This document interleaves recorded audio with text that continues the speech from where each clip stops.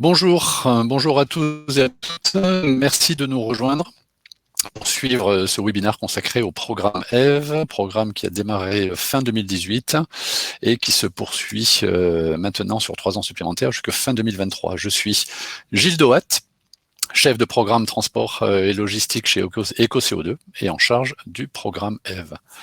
Je serai accompagné pour aujourd'hui par Yann Tréméac, chef de service adjoint du service transport et mobilité de l'ADEME et président du comité de pilotage du programme EVE, et ainsi que Victor Bormand, chargé de mission climat, bâtiment et transport au département de lutte contre l'effet de serre au ministère de la Transition écologique. Vous entendrez également Marie Gatti, responsable de la communication chez EcoCO2, et Pierre Lupoglazov, chef de programme EVE à l'ADEME. Mais tout de suite, je laisse la parole à Yann Tréméac de l'ADEME. Très bien, bonjour à tous. Tout d'abord, je tenais à vous remercier de vous joindre à nous pour ce webinaire de présentation du programme EVE. En effet, EVE, c'est une démarche collective qui n'aurait pu voir le jour et qui n'a de sens qu'au travers de votre participation à tous. EVE a une histoire, un objectif CO2 dès 2008 de mémoire, peut-être même un petit peu avant pour le préparer, puis Fred 21, objectif CO2 est dédié aux transporteurs, Fred 21 est lui dédié aux chargeurs, et enfin EVCOM, qui a été mis en œuvre pour les commissionnaires. Le programme EVE a vu le jour en 2018 pour réunir sous une même bannière l'ensemble de ces dispositifs et des acteurs concernés du transport de marchandises et de voyageurs et du secteur logistique, avec vraiment pour objectif de démultiplier les leviers d'action en matière d'amélioration de la performance environnementale et de créer des synergies entre les acteurs qui font le transport et la logistique, dans une démarche de collaboration. Sur ces années, les dispositifs ont évolué, on y reviendra au cours de ce webinaire, mais on est parti d'une démarche d'amélioration continue pour améliorer la performance environnementale des activités de transport et pour de plus en plus intégrer une action, une démarche de reconnaissance d'atteinte d'un haut niveau de performance environnementale. Sur la période 2018-2020, le programme EVE a été une réussite et a su démontrer son impact et l'engagement du secteur pour la transition écologique du transport de marchandises et de voyageurs. F2 se doit d'être encore plus ambitieux, car il va nous falloir faire mieux, faire plus vite, pour contribuer à répondre à l'urgence climatique. F s'inscrit en effet dans un contexte de décarbonation du secteur des transports, dont va nous parler maintenant Victor. Très bien, merci Yann. Avant de laisser la parole à Victor, quelques petits éléments techniques. Donc vous avez en bas à gauche de votre écran un bouton aide. N'hésitez pas à cliquer dessus si vous avez des soucis pour le son, pour la vidéo. Sachez que le support que l'on va présenter est disponible pendant tout le webinaire en téléchargement, en cliquant sur le bouton nuage avec une flèche vers le bas que vous devriez trouver sur votre écran en passant sur le diaporama. Bien sûr, il y aura un replay de ce webinaire, alors il sera envoyé par mail, mais il sera également disponible sur notre chaîne YouTube du programme EVE. Un point également important, si vous avez des questions, et bien sûr que vous en aurez, nous serons ravis d'y répondre, mais posez-les dans l'onglet questions à droite de votre écran. Vous avez quatre onglets, chat, questions, sondage, participants, donc mettez-les bien dans l'onglet questions, puisque c'est celui-ci qui sera consulté pour répondre aux questions. Vous pouvez également, si vous souhaitez mettre en valeur une question déjà posée, vous pouvez voter pour cette question, ce qui la fait remonter dans l'ordre des priorités. En fin de webinaire, nous vous demanderons également de remplir dans l'onglet sondage ce que vous avez pensé du webinaire et ce qui pourra nous permettre de nous améliorer pour les prochains. Nous sommes ensemble pour 40-45 minutes de présentation et 10-15 minutes de questions-réponses. Donc voilà, bonne présentation à tous et je laisse donc la parole à Victor, qui va nous parler, alors pardon, excusez-moi, c'est vrai que j'ai le sommaire, on a un petit sommaire en amont, donc Victor nous parlera du contexte, de la stratégie nationale bas carbone, des enjeux qui sont liés à ça. Yann reviendra sur la présentation du bilan du premier programme EVE et les objectifs de ce nouveau programme qui démarre. J'enchaînerai ensuite en présentant les 4 composantes du programme. On aura également une partie témoignage des organisations professionnelles et ensuite donc la séance des questions-réponses. Merci à tous, bonne présentation et donc je laisse la parole à Victor. Bonjour à toutes et à tous, merci beaucoup pour votre présence en nombre aujourd'hui. J'espère que vous m'entendez bien. Merci beaucoup Gilles et Yann de me permettre d'effectuer cette petite présentation donc sur les enjeux et notamment la stratégie nationale bas carbone. Donc moi je vais vous parler en gros limitation du réchauffement climatique sous l'angle de la décarbonation du transport.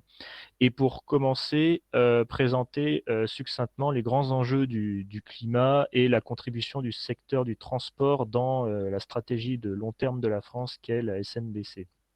Alors pour commencer, à grande échelle, il est clairement constaté une hausse de la température mondiale suivant une dynamique croissante avec comme point culminant pour le moment l'année 2016 au premier rang des années les plus chaudes depuis ce que l'on appelle l'ère pré-industrielle, c'est-à-dire environ vers 1850.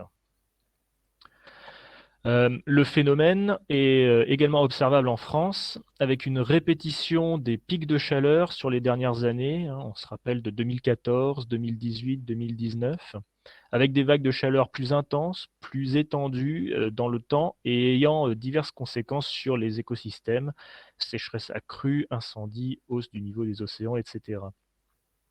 Alors, face à cela, une vraie prise de conscience à tout niveau a été faite du réchauffement climatique, que ce soit au niveau citoyen ou au niveau des gouvernants, ce qui entraîne les pays finalement à parvenir à un accord pour que chaque partie de cet accord, chaque pays, prenne sa contribution à l'effort général de lutter contre le réchauffement climatique et de le limiter bien en dessous de 2 degrés d'ici la fin du siècle. C'est donc l'accord de Paris de décembre 2015. La France, pour sa part, a présenté en juillet 2017 un plan climat dont l'objectif directeur est d'atteindre la neutralité carbone à l'horizon 2050. Alors, neutralité carbone, ça signifie zéro émission nette ou encore l'équilibre entre ce qui peut être absorbé par les sources de puits de carbone et ce qui reste émis après qu'on a opéré toute la réduction d'émissions de gaz à effet de serre que l'on a pu mener. Pour rendre cet objectif de neutralité carbone atteignable, la France met en place une stratégie de long terme dont elle s'est dotée à travers la loi de transition énergétique pour la croissance verte, que j'abrège ici en LTECV.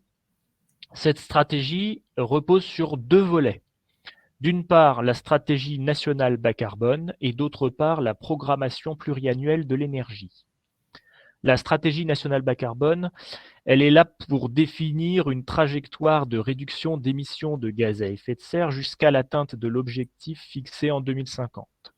Elle va dans le même temps fixer des budgets carbone qui sont des plafonds d'émissions à ne pas dépasser au niveau national sur 3 périodes de 5 ans. Et elle va fixer pour cela des grandes orientations stratégiques à suivre jusqu'à cet horizon. La PPE, pour sa part, va définir les priorités d'action à mener à plus court terme sur 2 périodes de 5 ans. Donc pour ce module, on parcourra plutôt les grandes lignes tracées dans la SNBC pour avoir une vision plus globale du contexte et des enjeux afférents au secteur du transport. Alors sur cette diapositive, vous avez l'illustration en bleu de la trajectoire de réduction d'émissions nationales, tous secteurs économiques confondus, qu'il faut suivre pour atteindre l'objectif de neutralité carbone prévu en 2050, avec un point de passage fixé pour 2030. Donc, comme vous le constatez, le défi est immense, la trajectoire est pentue, mais elle est fondée sur un scénario réaliste qui intègre la contribution de chaque secteur d'activité. Et notamment, le plus fort potentiel de réduction d'émissions se trouve dans la décarbonation quasi complète des secteurs consommateurs d'énergie, tous visés. On cite par exemple le bâtiment, l'industrie, la production d'énergie et bien sûr le secteur du transport. Donc sur le graphique ici, les émissions liées à la consommation d'énergie sont représentées par ce qui est encadré en rouge et qui doit être complètement réduit pour parvenir, comme on le voit donc sur la droite du graphique, à un équilibre entre ce qui reste émis et ce qui peut être absorbé. La contribution du secteur du transport est donc primordiale. Et d'ailleurs, c'est le premier secteur émetteur d'émissions nationales de gaz à effet de serre en 2019, avec une part de 30% des émissions nationales. Et le transport routier représente 94% de ces émissions. Le transport routier de marchandises et le transport routier de voyageurs hors voiture particulière représentent pour leur part 40% des émissions du transport routier.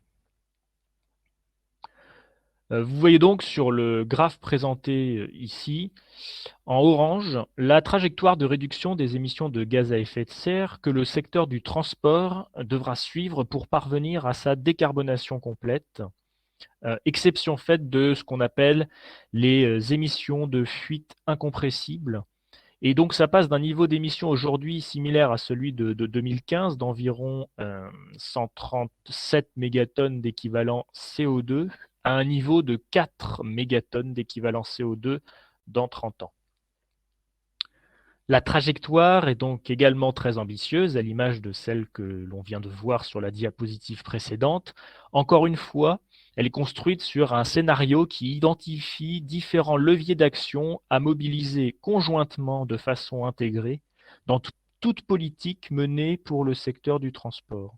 Donc, ces leviers d'action, ce sont, dans un premier temps, maîtriser la hausse de la demande de transport, et notamment en favorisant les circuits courts et l'économie circulaire, décarboner le parc de véhicules et accompagner l'évolution des flottes en adaptant les infrastructures, améliorer la performance énergétique des véhicules, optimiser l'utilisation des véhicules, notamment en jouant sur le taux de chargement, et s'inscrire dans une logique multimodale, et notamment encourager le report modal et le recours au transport massifié.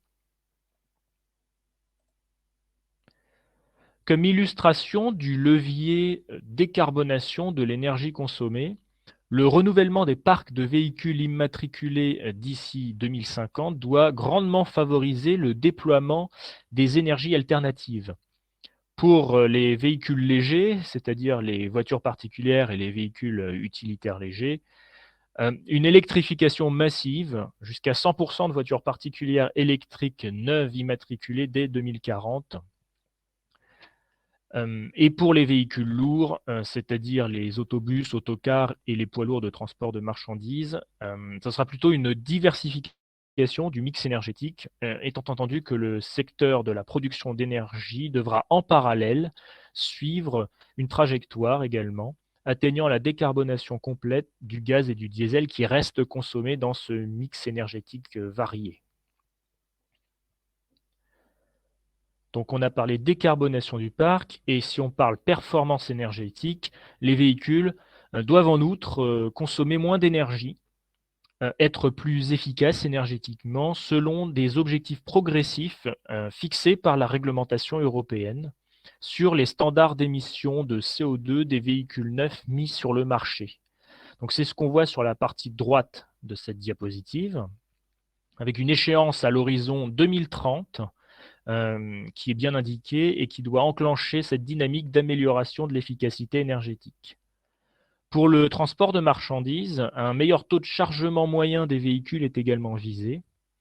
Et enfin, en application du plan climat de 2017, la loi française a également fixé l'objectif de fin de vente des véhicules légers neufs utilisant des énergies fossiles en 2040. Ce qui complète mon précédent propos finalement sur l'électrification massive, notamment des voitures particulières. Il est également nécessaire de maîtriser, donc comme je le disais pour mon premier levier d'action, de maîtriser la hausse de la demande de transport afin de parvenir finalement à un découplage entre la croissance du trafic de fret et le PIB. Euh, Également, renforcer le recours au transport massifié afin de permettre un report modal plus prononcé et dynamiser la compétitivité du fret ferroviaire et la compétitivité du transport fluvial vise à parvenir à une activité moins émettrice à l'unité transportée.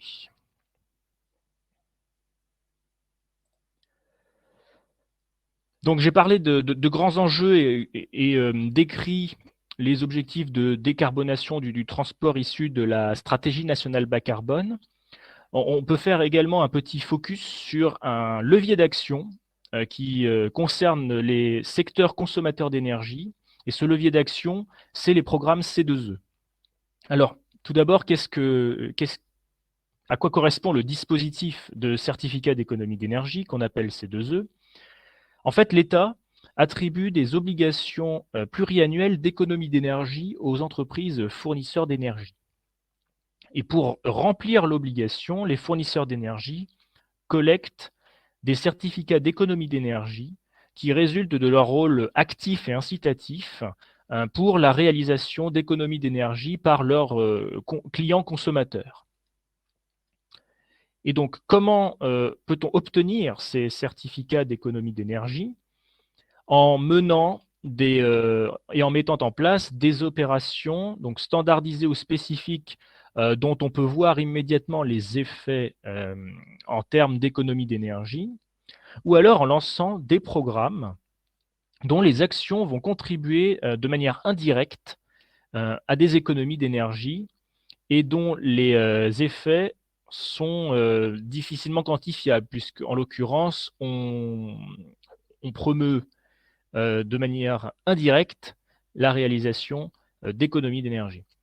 Et ça correspond notamment pour les programmes C2E à des programmes d'information, de formation ou d'innovation qui favorisent les économies d'énergie, qui portent sur la logistique et la mobilité économe en énergie fossile, et les programmes d'optimisation logistique dans le transport de marchandises et de la part des chargeurs. Alors, comment ça fonctionne? Globalement, un programme C2E. Donc, évidemment, comme je le disais à l'instant, la quantification des économies d'énergie associées à un programme est plus difficilement réalisable puisque les économies d'énergie réalisées sont faites de manière indirecte via ce programme. Donc, toutefois, s'il n'y a pas une délivrance de C2E directement liée, il y a malgré tout un cadre qui permet donc avec un facteur de proportionnalité de définir quelle est la contribution en termes de certificat d'économie d'énergie que ce programme entraîne. Donc le programme, il est porté par un porteur de programme qui reçoit des fonds de la part de financeurs obligés, c'est-à-dire des fournisseurs d'énergie. Le porteur de programme s'engage ensuite à mettre en œuvre, selon des dispositions qui sont prévues et rédigées dans le cadre d'une convention, met en œuvre des actions qui permettent indirectement de réaliser ces économies d'énergie.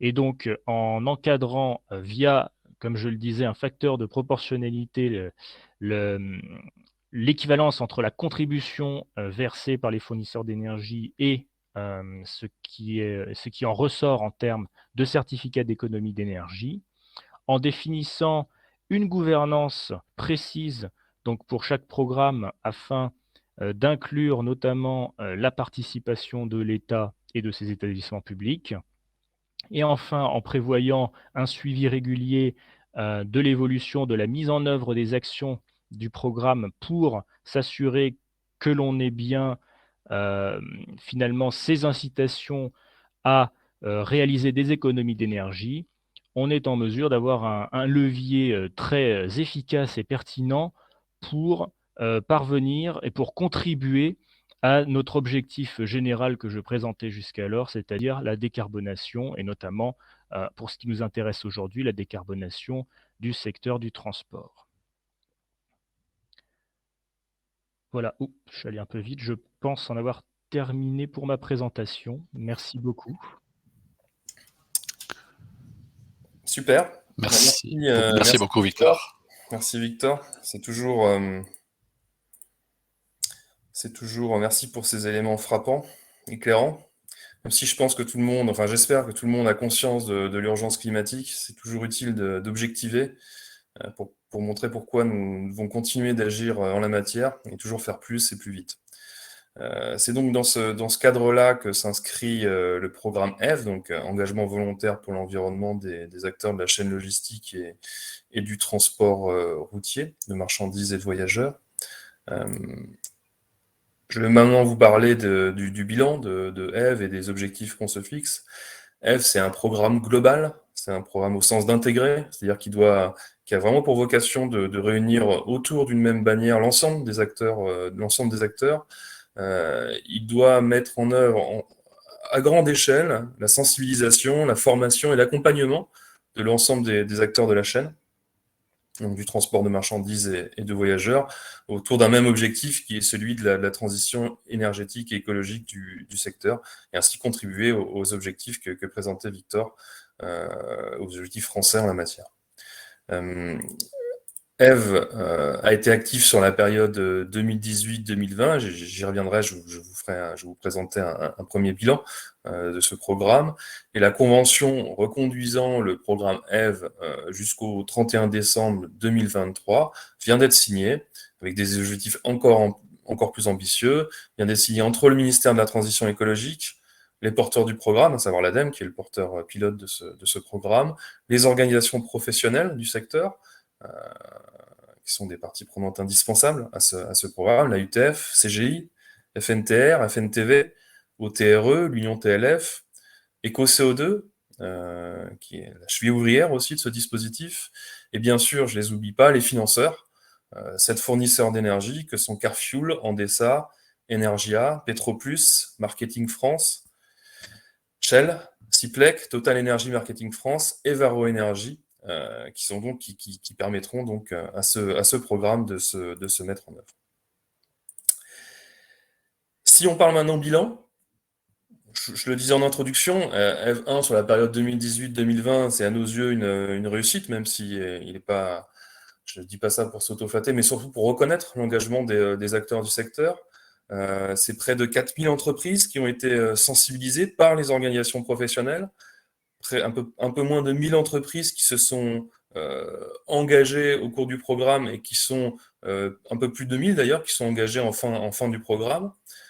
Si je regarde de manière un petit peu plus précise, concernant Objectif CO2, c'est à peu près 850 transporteurs qui se sont engagés, 640 qui se sont engagés sur le secteur du transport de marchandises, 200 qui se sont engagés sur le transport quasiment 210 sur le transport de voyageurs.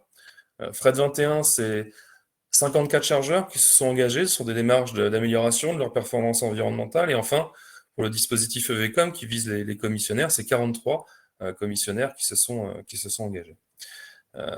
Tout ça a conduit à quoi? À peu près 830 000 tonnes de CO2 évitées chaque année. C'est significatif. On devra encore faire plus. J'y reviendrai en matière d'objectifs qu'on s'est donnés pour l'année suivante. Et j'oublie pas d'ailleurs dans le cas de ce programme EVE, certes, je le disais toujours en introduction, c'est un programme d'amélioration continue, donc on comprend bien qu'au fur et à mesure, une fois qu'on s'améliore, on s'améliore, il nous a toujours semblé important de pouvoir reconnaître l'atteinte d'un haut niveau de performance environnementale, et c'est dans ce cadre-là que des entreprises sont labellisées. Et dans le cas de ce programme EVE, c'est plus de 300 entreprises, 307 pour être précis, qui ont été labellisées, 283 labellisés du secteur du transport de marchandises et 24 qui ont été labellisés sur le transport de voyageurs. Sachant que le label sur le transport de voyageurs est beaucoup plus jeune que le label transport de marchandises. C'est déjà donc une réussite puisqu'il a été créé en 2020 et déjà 24 entreprises ont été labellisées. c'est toujours aussi utile de regarder de quoi on parle.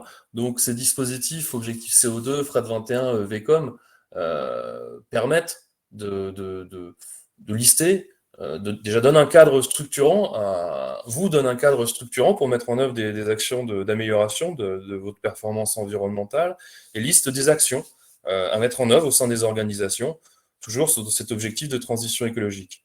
C'est intéressant de regarder quelles sont les actions les plus utilisées, entre guillemets, les plus mises en œuvre, que ce soit au niveau des chargeurs, qui par exemple vont mettre en œuvre une action de recourir à des transporteurs chartés ou labellisés objectif CO2. Ensuite viennent en second rang des actions en matière de travail sur le taux de chargement des véhicules, sur l'usage de motorisation, sur l'usage d'autres modes comme le maritime ou bien sûr le combiné rail-route. Pour les acteurs du transport, les opérateurs de transport, la première action, l'action phare qui vient, c'est le suivi des consommations.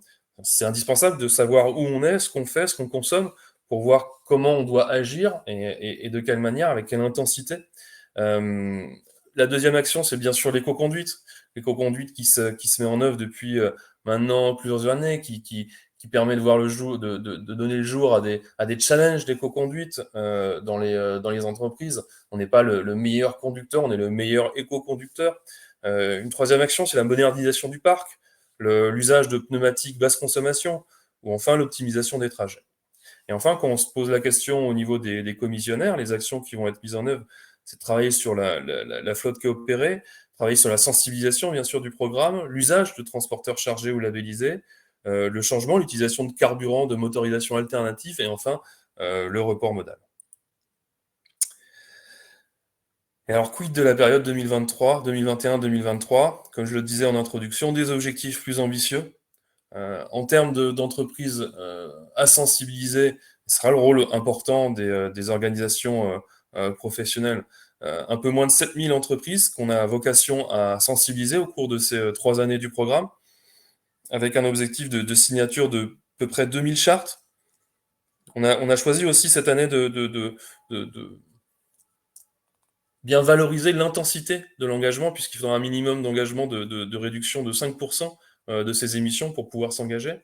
Et un objectif aussi en matière de labellisation, de label, puisqu'on vise à ce que un peu moins de 1940 entreprises soient labellisées au cours de ces années 2021 à 2023. Tout ça représentera, on l'espère, environ 3 millions de tonnes de CO2 réduites chaque année, ce qui est significatif.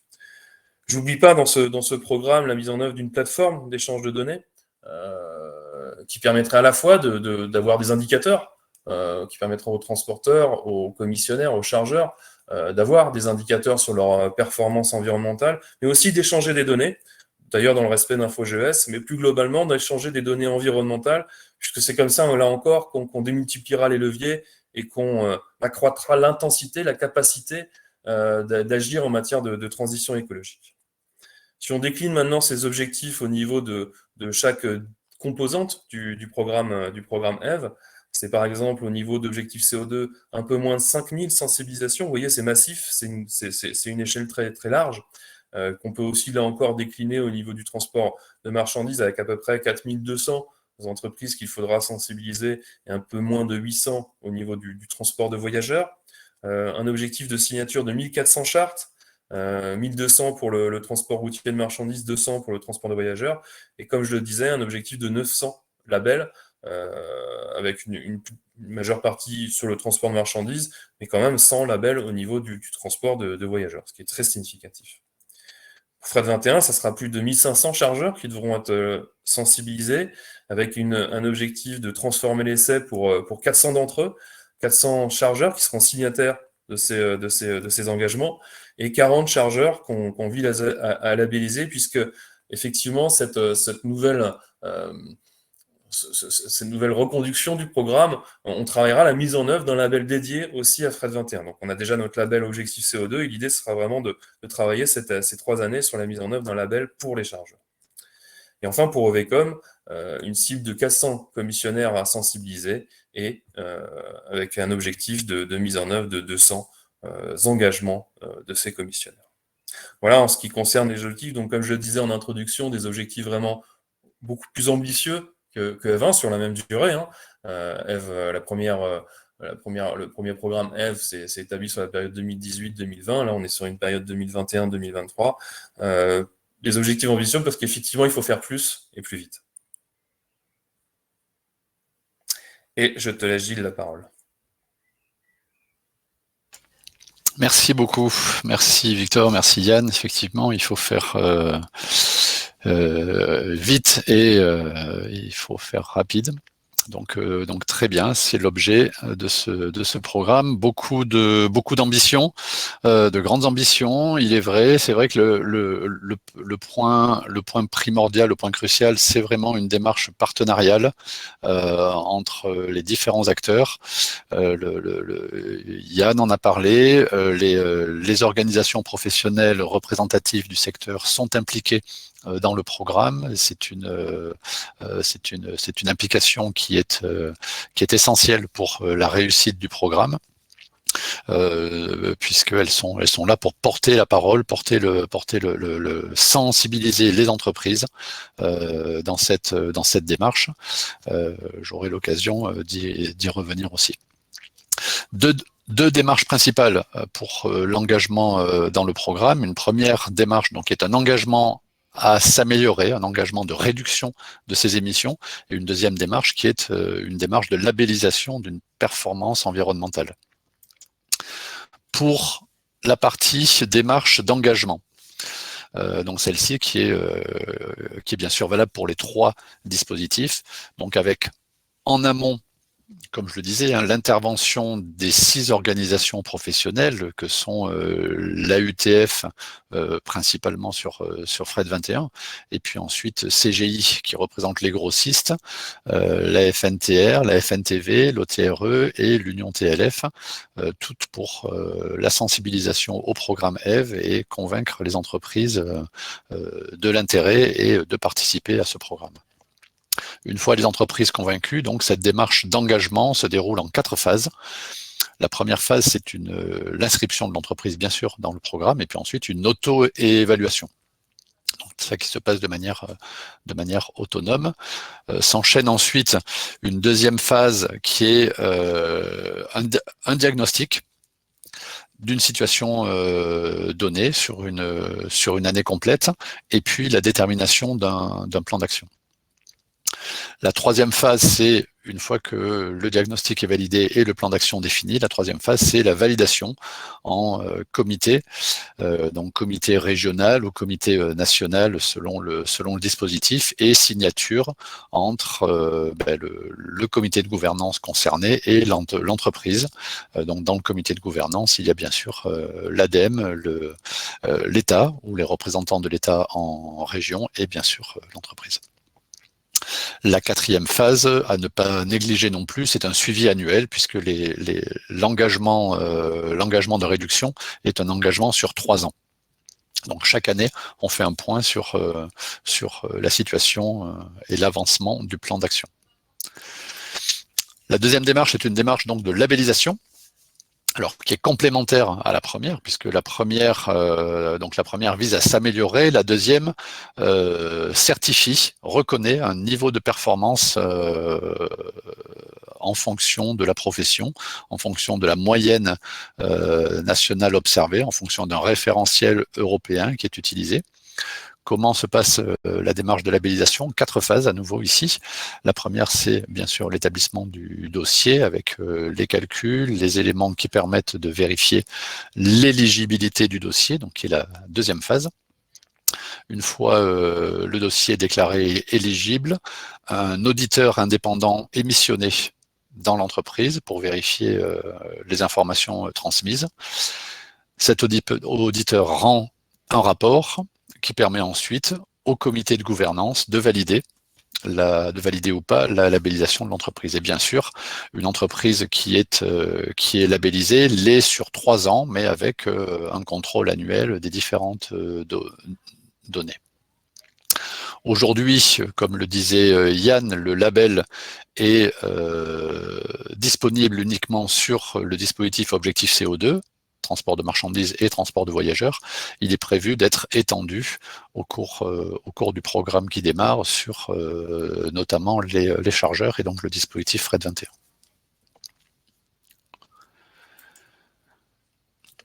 Je reviens sur les 4 composantes du programme. Donc les 4 composantes, ce sont les 3 dispositifs et la plateforme. Le premier dispositif Fret 21, donc, qui est à destination des chargeurs.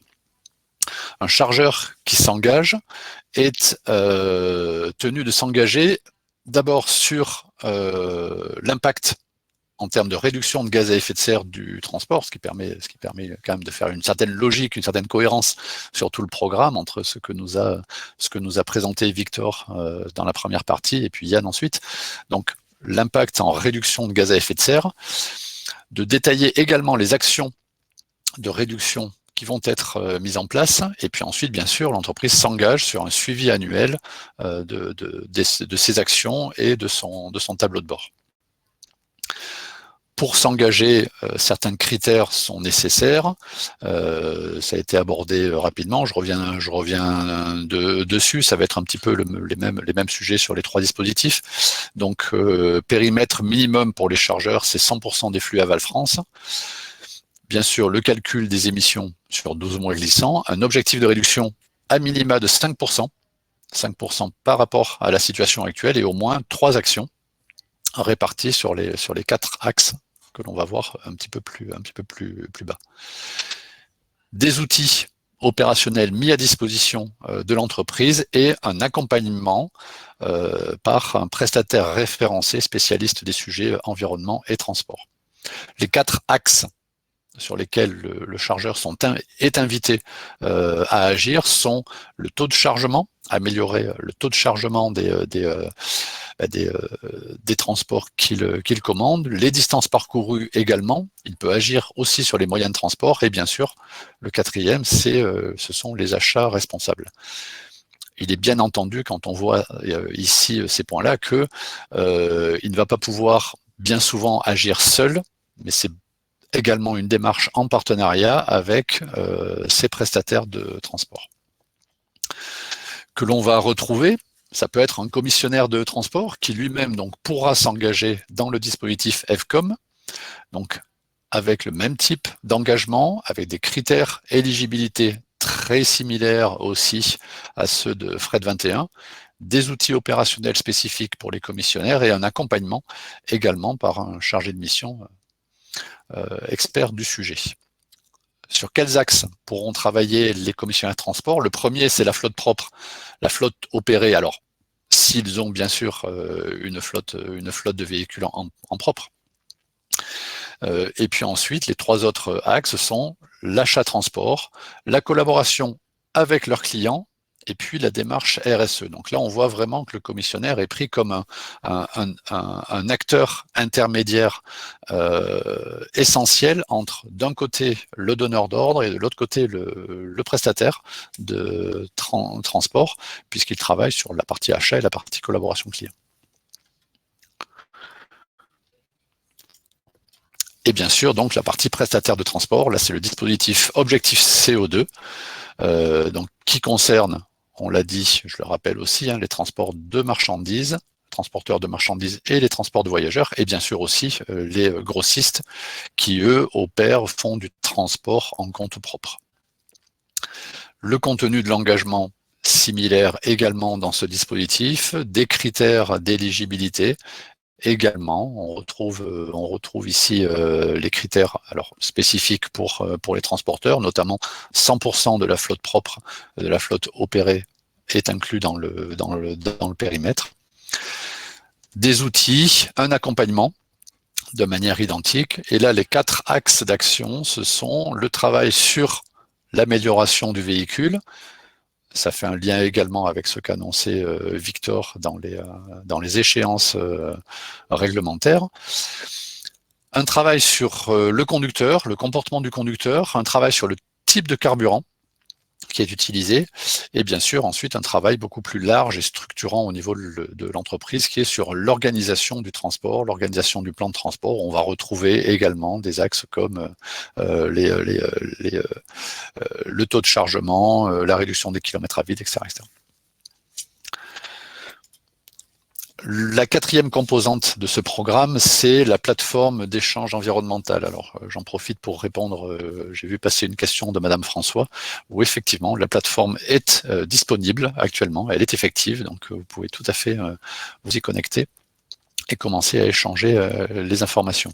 Il s'agit d'un espace unique, qui facilite la gestion des données standardisées entre donc chargeurs, commissionnaires et transporteurs.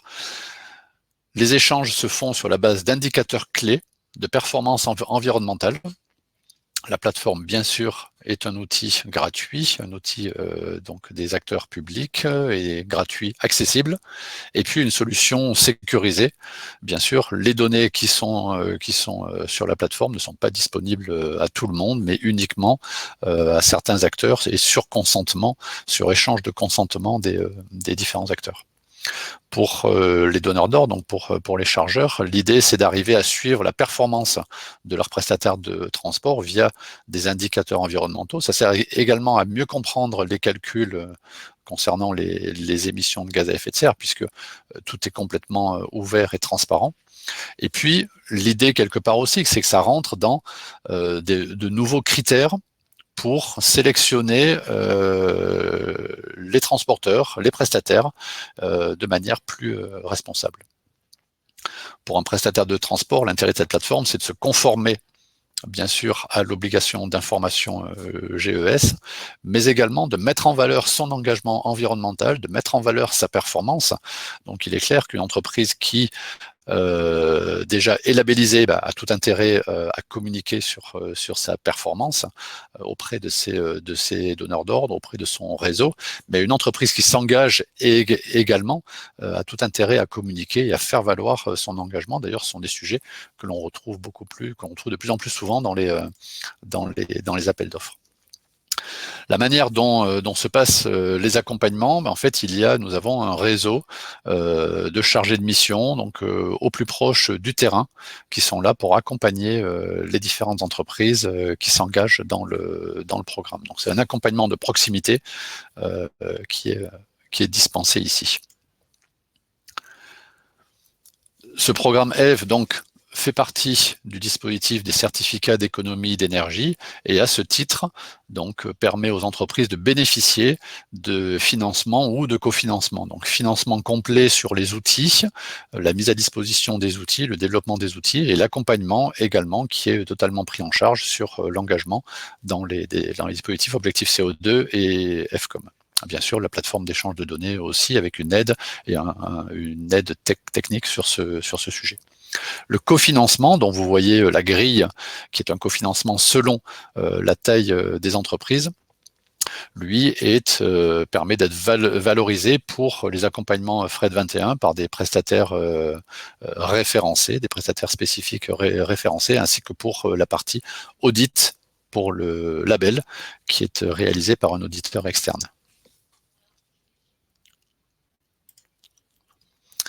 Pourquoi les entreprises chercheraient-elles à s'engager dans le programme ? On ne va pas revenir longtemps dessus, mais c'est vrai que c'est toujours un bénéfice environnemental, c'est certain, un bénéfice économique à mettre toujours en parallèle. Dès qu'on réduit sa consommation énergétique, on réduit également ses coûts. Un bénéfice managérial qui permet de fédérer tous les collaborateurs autour d'un même sujet.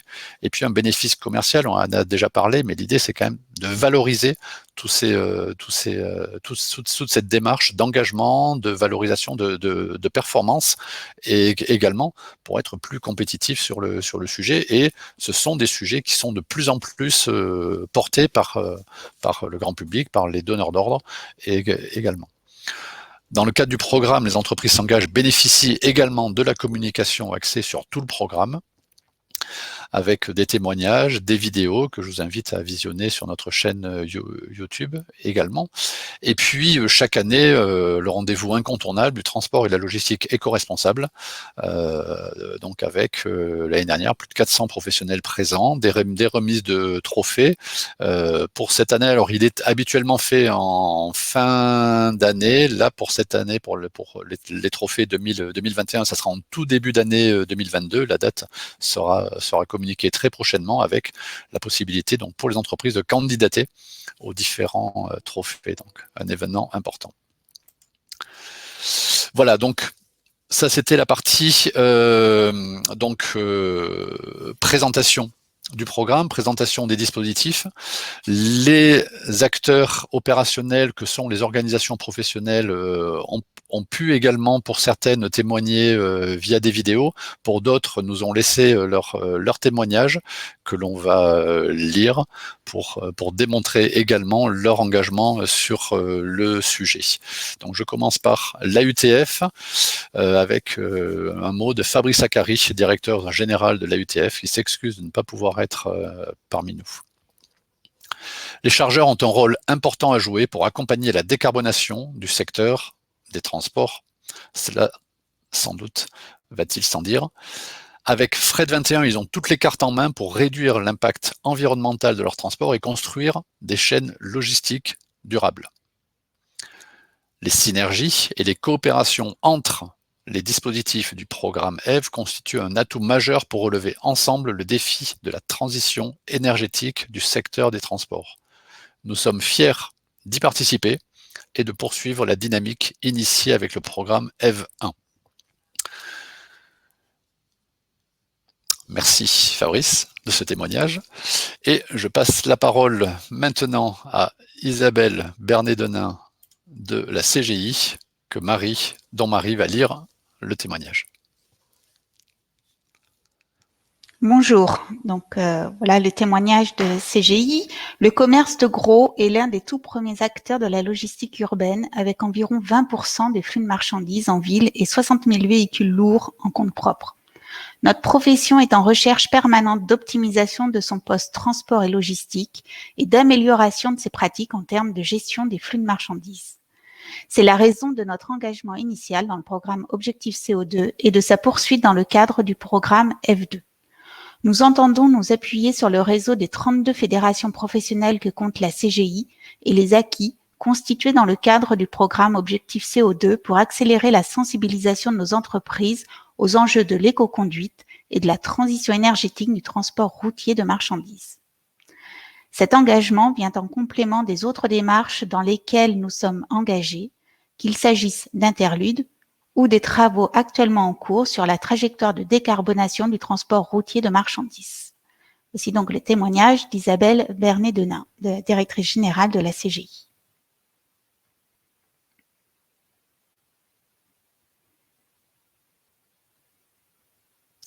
Pour la FNTR, donc je vous donne le témoignage de Florence Berthelot, déléguée générale de la FNTR. Depuis 2008, le dispositif Objectif CO2 accompagne les transporteurs routiers pour agir durablement sur leur impact environnemental. Ce dispositif conjugue deux démarches complémentaires, une démarche de progrès qui s'appuie sur la charte d'engagement volontaire de réduction des émissions de GES, complétée depuis 2015 par une démarche de performance à travers la labellisation. Pionnier dans la réduction de l'empreinte carbone et à l'origine du programme EVE, dont une nouvelle phase vient de s'amorcer, les transporteurs routiers restent particulièrement attentifs à ce sujet. Les résultats sont là. Les camions ne représentent que 6% des émissions de CO2 équivalent en France.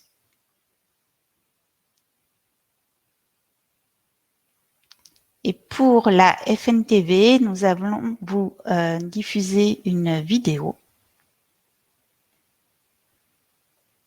La FNTV, Fédération nationale des transports de voyageurs, participe au programme EVE depuis sa création pour le transport routier de voyageurs en 2011, pour la création de la charte Objectif CO2, et puis depuis mars 2020, pour le label, qui est une déclinaison opérationnelle un peu plus poussée du programme EVE dans le transport routier de voyageurs.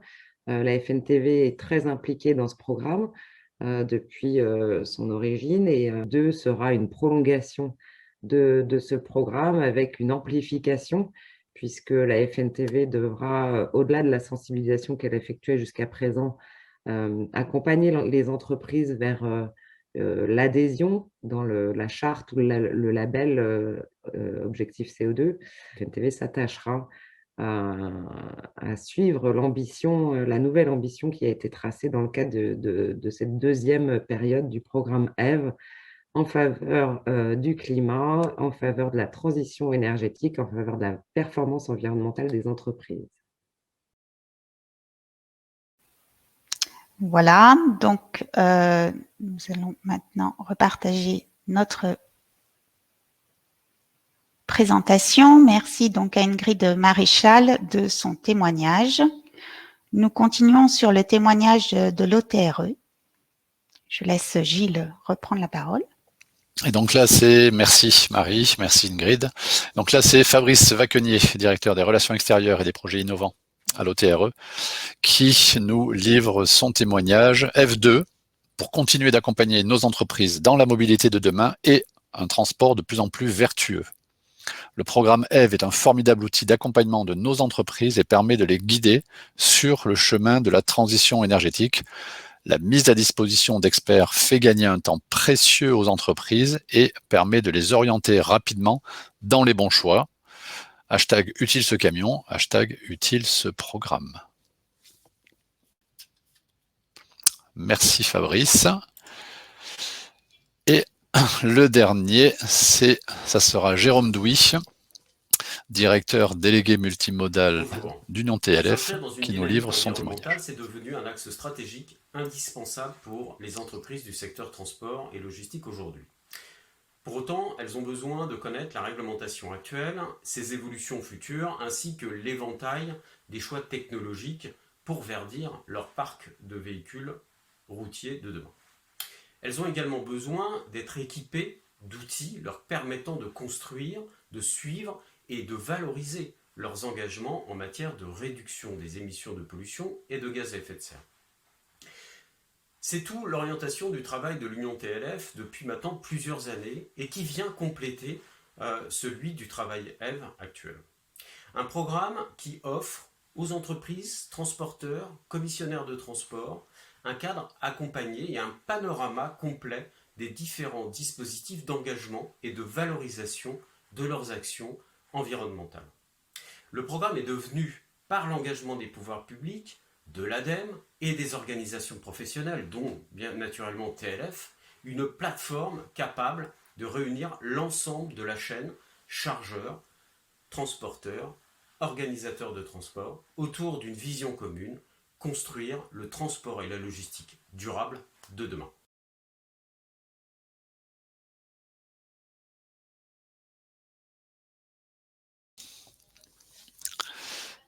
Bien, merci. Merci Jérôme de ce témoignage. Merci à tous de ces témoignages. Ce que je vous propose maintenant, c'est de relaisser la parole à Yann Tréméac pour un petit mot de conclusion avant d'aborder la partie questions-réponses. Merci Gilles, merci pour toutes ces présentations, merci pour les témoignages très motivants des organisations professionnelles qui, comme je le redis, sans elles, ce dispositif, ce programme, sans l'application de la filière, ce programme n'aurait pas de sens.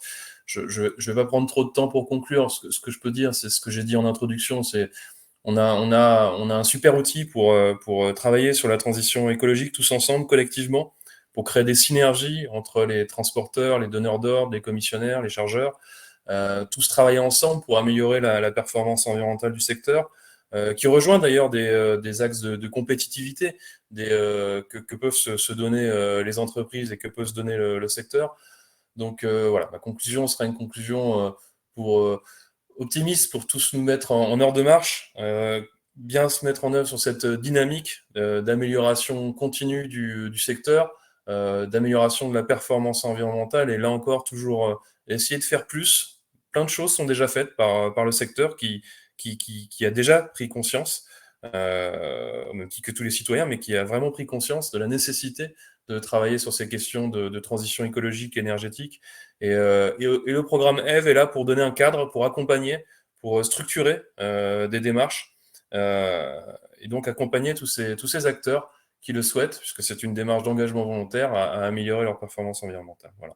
Donc nous comptons tous sur vous pour vous impliquer, pour là encore permettre au transport, au secteur des transports d'être exemplaire en la matière, faire mieux, toujours plus et toujours plus vite.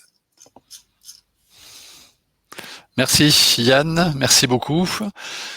Nous arrivons au terme de ce webinaire. Juste un petit peu de publicité pour les prochains webinaires du programme EVE.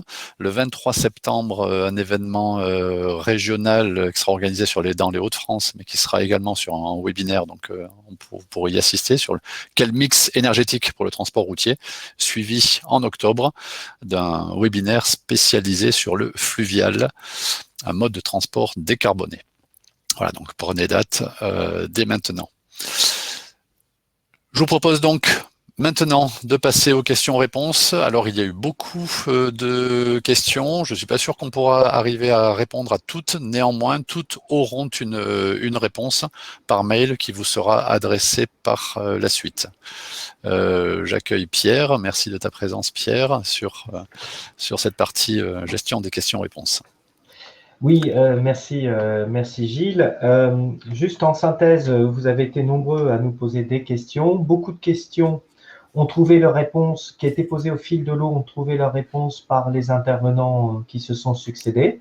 Donc, il y a eu des réponses on n'a pas forcément répondu parce que les réponses ont été trouvées dans les arguments présentés par les différents intervenants. Néanmoins, on peut classer ces réponses, ces questions que vous avez posées en 3 catégories. La première, sur le fonctionnement des C2E. La deuxième, pas mal de questions techniques, à la fois sur les matériels de transport et beaucoup de questions également sur les carburants alternatifs. Et enfin, quelques questions sur le programme EVE en lui-même. Alors, ce que je vous propose, c'est que l'on liste les questions qui ont reçu le plus de votes, prioriser les questions qui ont reçu le plus de votes des participants. Alors, sans transition, je vais vous livrer la première question qui a reçu le plus de votes de Madame Bouquin-Nicolas. Comment faire plus vite dans la transition du moteur thermique vers l'électrique alors qu'un poids lourd a 200 km d'autonomie en moyenne et un véhicule utilitaire léger de 130 à 200 km d'autonomie en moyenne, sans compter que les structures de rechargement rapide sont presque inexistantes en France, sauf pour les véhicules légers particuliers. Voilà une première question technique sur la transition des véhicules. Je vous laisse peut-être Gilles démarrer. Oui, alors sur ce sujet, effectivement, alors la transition doit se faire vers des modes décarbonés. Donc là, la question va directement sur les poids lourds et électriques. Alors les infrastructures sont en cours de déploiement, les motorisations aussi, que ce soit les poids lourds avec cette énergie. Il y a d'autres énergies qui peuvent aussi arriver sur le marché dans les prochaines années. Donc voilà, donc c'est vrai que la transition énergétique ne va pas se faire en une journée. Néanmoins, c'est un travail de longue haleine et le programme EVE y contribue. Victor, Yann, si vous voulez compléter. Oui, merci. Peut-être juste pour compléter, effectivement, ce que je disais tout à l'heure dans les objectifs de décarbonation du secteur du transport, on voit bien que autant pour les véhicules légers, on peut tabler sur une électrification massive puisque la technologie est vraiment mature, déployée, etc. Autant pour les véhicules lourds, vous voyez bien que ce que le scénario prévoit dans la stratégie nationale bas carbone, c'est plutôt un mix diversifié qui prend certes en compte pour partie l'électricité, qui prend également en compte d'autres énergies qu'il convient de décarboner dans le même temps, mais à savoir le biogaz par exemple,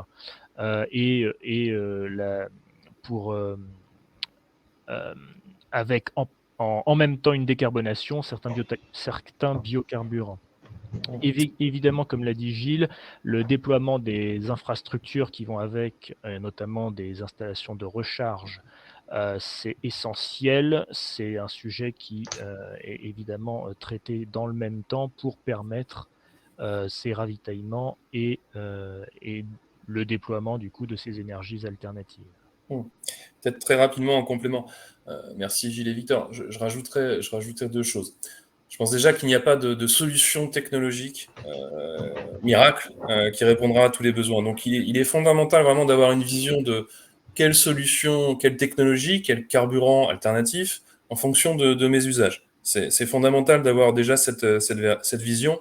Et effectivement, l'électrification ne sera pas obligatoirement toujours pertinente. D'ailleurs, dans ce cadre-là, on travaille dans le cadre de la fabrique de la logistique à un outil qui s'appelle TCO2 qu'on est en train d'élaborer avec l'IFPEN et d'ailleurs avec la participation aussi d'Union TLF pour un outil d'aide à la décision destiné aux processeurs de flotte pour les accompagner en matière de valorisation du type de carburant alternatif le plus adapté à leurs usages. Et le deuxième point, qui répond pas exactement à la question, mais qui répond de manière indirecte, et pour la mettre en perspective, c'est que les technologies, c'est une chose, l'amélioration de l'existence, c'est un paramètre important, et je pense qu'il y a deux autres axes forts, qui sont, comme on en a parlé, le report modal, qui est une dimension aussi, un levier fondamental en matière de transition écologique et énergétique du secteur des transports, et les changements de comportement, maîtriser la demande, on parlait beaucoup d'éco-conduite par exemple, comment, avec des gains possibles significatifs, quand on parle d'éco-conduite, même s'il y a encore beaucoup d'entreprises du secteur se sont déjà mis à l'éco-conduite, mais il reste encore des possibilités, des gisements. Et en tout cas, voilà, il faut vraiment avoir ce triptyque en tête, technologie, comportement et report. C'est les trois axes qui nous permettront, combinés ensemble, qui nous permettront d'atteindre ces objectifs que fixe l'État et qu'on doit tous se fixer collectivement en matière pour lutter contre le réchauffement climatique. Merci beaucoup. Peut-être encore une question, Pierre, et puis ensuite les autres, on les répondra par mail. Une question qui a reçu un certain suffrage, mais bon, vous avez quand même bien répondu sur les axes matériels et sur l'axe carburant. Donc, je vais prendre une question qui est plus liée au programme EVE lui-même, une question technique sur le programme de Guillaume Legrand. Vous indiquez 4 actions dans chaque axe pour l'engagement. Cela a-t-il changé? Car auparavant, il fallait choisir une action sur chacun des 4 axes. Donc, c'est un peu technique, mais voilà. Oui, alors ça c'est très rapide, c'est peut-être sans doute une erreur d'interprétation ou de formulation, mais c'est bien toujours une action sur chaque axe, une action par axe et 4 actions en tout minimum. Bien sûr, une entreprise qui veut s'engager sur plus d'actions peut le faire tout à fait. Voilà, je pense que pour les questions, comme tu l'as dit, Gilles, nous répondrons individuellement à chacun.